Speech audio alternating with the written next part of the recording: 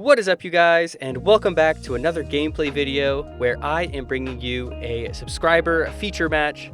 And today we have Tinkerer, our 8-time Berry TCG Weekly Champion, piloting Red Yellow Bonney versus the Hunter, who is playing Red Blue Vivi.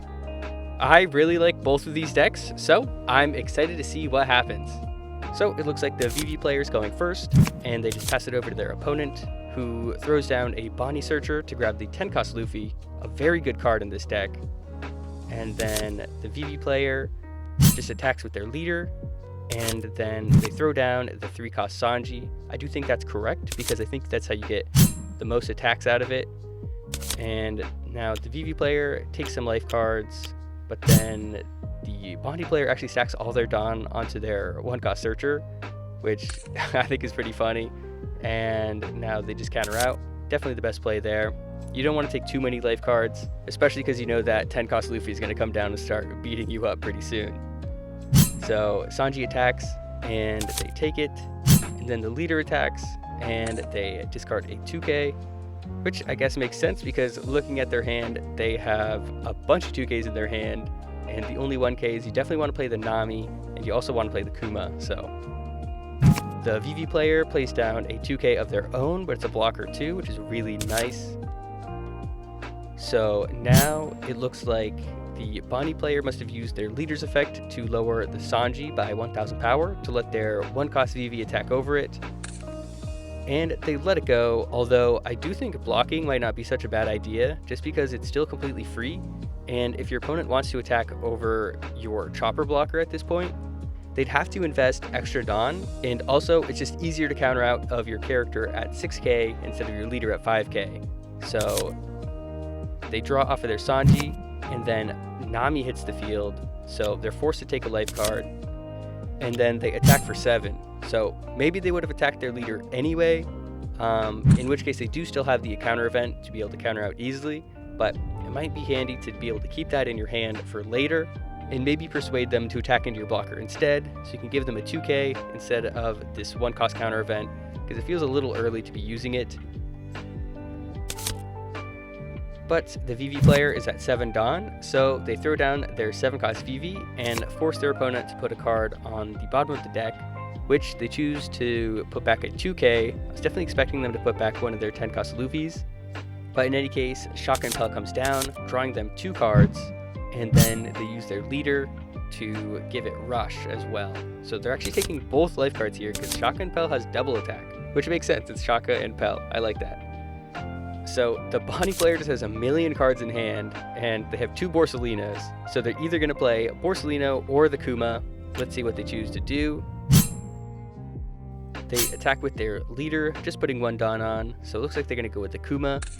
And they attack with their Nami as well, getting 2 2Ks out of their opponent's hand. So it's pretty good. And then the Kuma comes down, giving them the extra life card. So Bonney's actually at 7,000 power this turn. And with all the cards in their hand, they have a ton of defense. Now another Vivi comes down, and this time they do put the 10-cost Luffy on the bottom of their deck. And then they play the Nami off of the Vivi's effect, and they're able to draw 1 with the Nami. And then it looks like they use their leader's effect to lower the Nami by 2,000 power. And I'm not too sure about this play because they do have Borsalino in their hand. And in any case, you're not really getting anywhere by getting it off the field because they'd be able to play anything else down to replace it. And I do think the Vivi player gets kind of punished here because they do have the Borsalino to play to gain the extra life card. And now they just have a blocker. So when their Shaka and Pell attacks, now they're able to just use that blocker to stop that attack for free. They would have been able to counter out anyway, but that still didn't really help their case very much. Now Nami attacks 7 into 7. Actually no, it's 7 into 5 because they had 2 life there. So they do take it, but I don't think they minded taking it anyway because they can just play down the Luffy next turn and then they're in a really good position. So it looks like the Vivi player gets rid of one of their Vivis to play down the Searcher Vivi, and they get a 2K in their hand, which I just have to feel like that's not what they were looking for.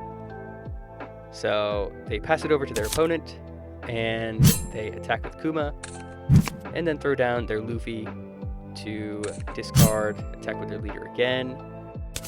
Now they're taking it because they blocked with the first one. Looks like they kept a Dawn up to maybe bluff another counter event, but they still took it.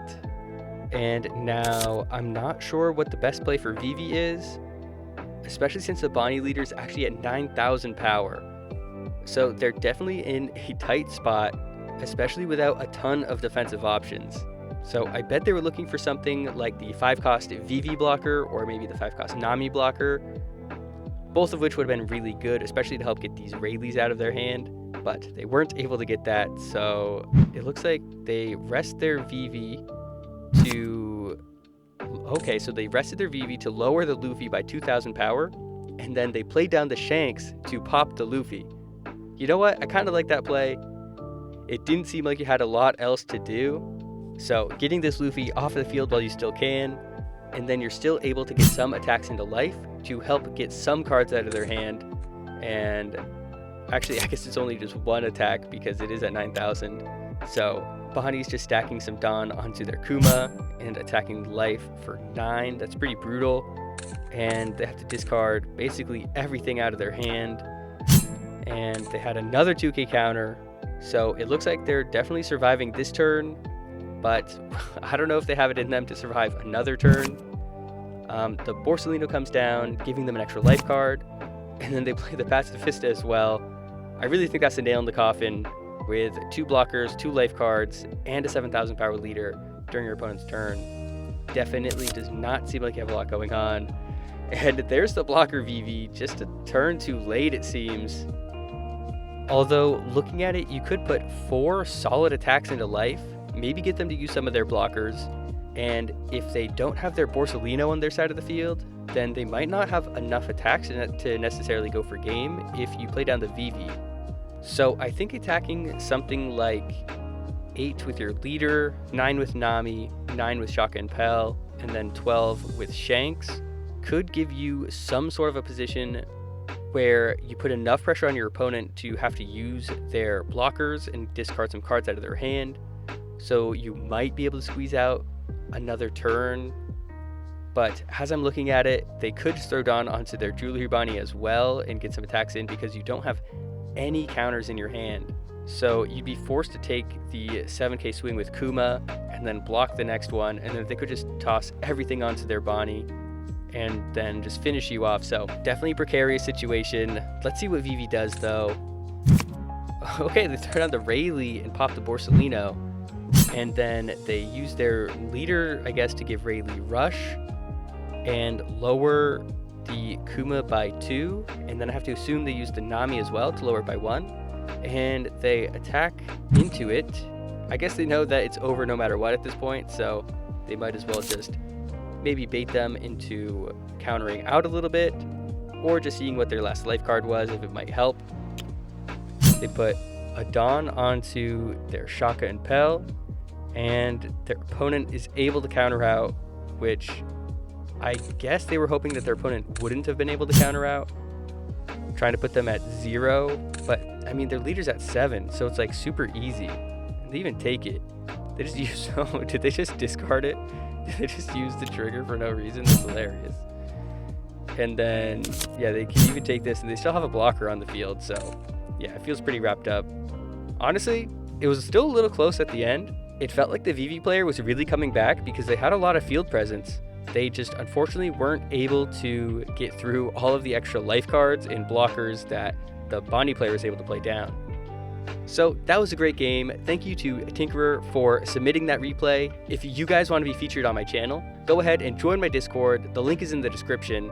And we play on duelvoyager.com. It's a fantastic new website that has so many more features than the other sim that everybody knows. My favorite part is definitely the fact that you can save your replays and look back on them to improve your gameplay, to share them with your friends, or you could submit them to me and I would love to cover them on my channel. So thank you so much for watching. I hope you enjoyed the video. If you did, make sure to like and subscribe. It really helps me out.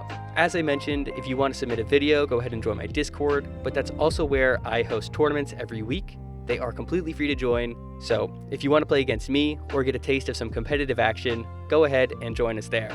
But other than that, I hope you guys have a wonderful rest of your day, and I'll see you guys next time.